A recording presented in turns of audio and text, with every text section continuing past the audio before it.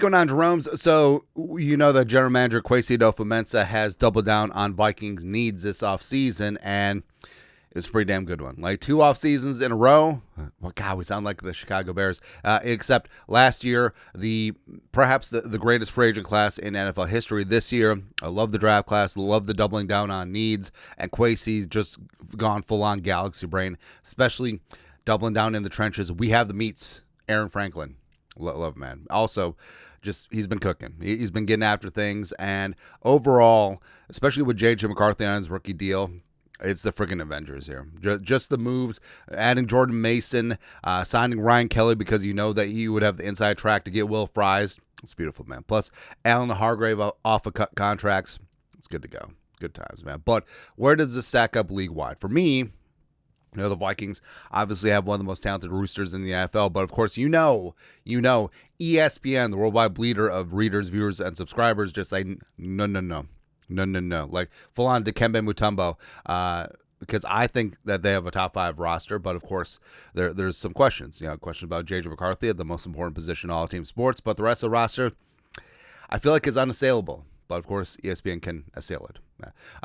ESPN are ranking 2025 NFL Roosters best projected starting lineups. So, Ravens at 1.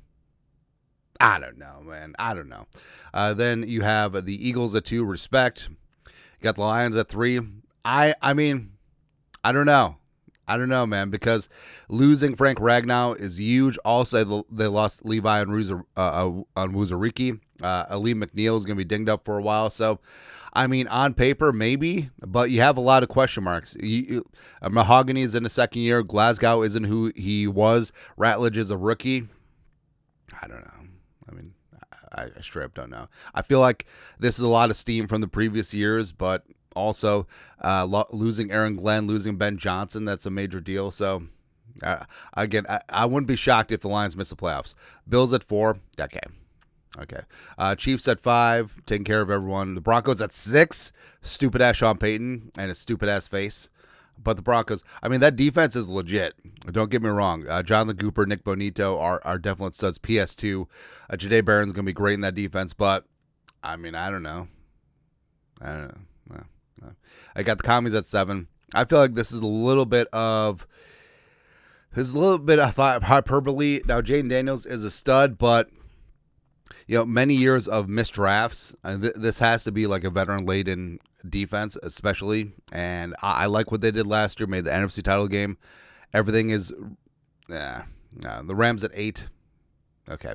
But we added Devontae Adams. We got rid of old-ass over-the-hill Cooper Kupp, and we got old-ass over-the-hill Devontae Adams. Yay. Good times. Their offensive line is still a mess.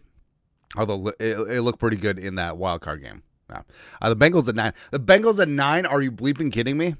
So this offensive line may be one of the worst in the league, and this defense. I mean, how do you project Shamar Stewart to be a starter? How do you project Trey Hendrickson to be a starter?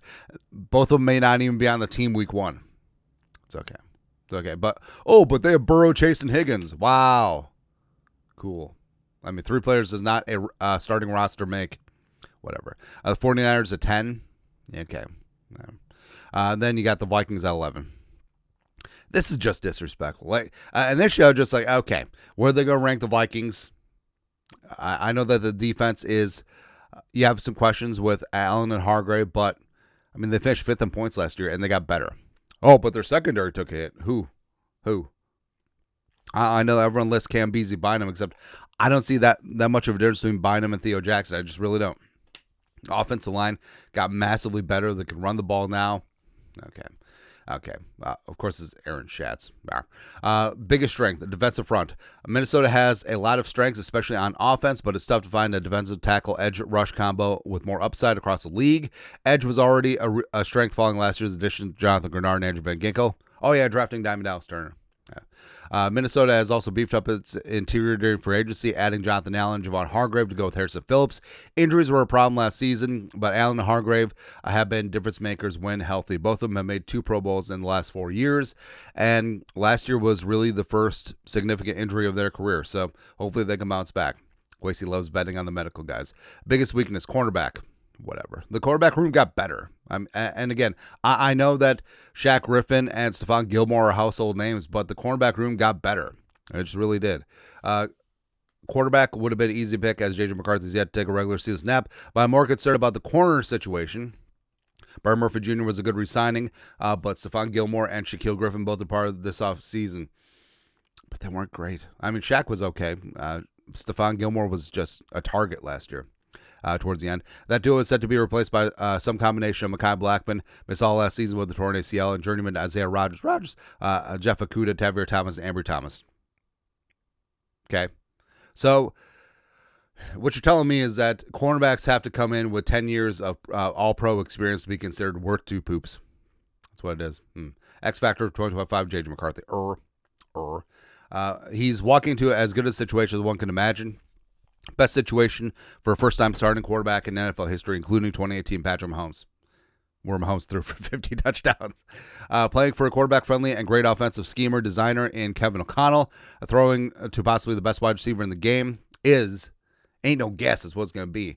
Justin Jefferson, along with a good number 2 in Jordan Addison for a while, and tight end and TJ Hawkinson, and playing behind a line with strong potential. That all helps substantially, but there are no guarantees. If McCarthy isn't at least decent, it won't work. Oh, Seth Walder, of course, just has the smackdown at the end. Whatever. Non-starter to know, wide receiver Rondale Moore, a 2021 second-round pick, Minnesota. Moore never put up more than 435 receiving yards in a season during 3 seasons with the Cardinals. Maybe it says more about the Cardinals.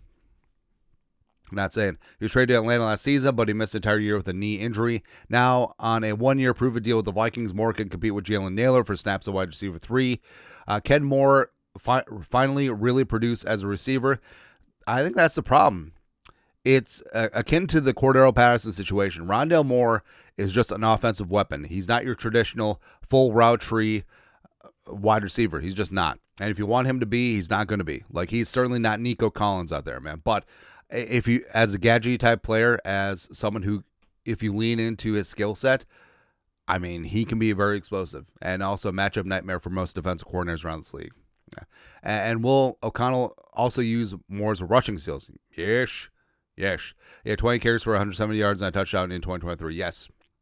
I feel like the Vikings are going to be able to run the ball traditionally with this great offensive line, as well as Aaron Jones and Jordan Mason. But situationally, just using Moore as a gadget type player, I think it's certainly there. Plus, that this defense, I am fired up about this defense, man. Just getting pressure with 4. You don't know which 4. And Flores is just going to be in the lab. You know that he's pissed because he got a glimpse of another head coaching job. But, of course, it was denied to him. But it's okay. Full-on revenge tour, FU. And when he has the best defense in the National Football League and when the Vikings win a Super Bowl, if he can't get another head coaching job, then I blame collusion.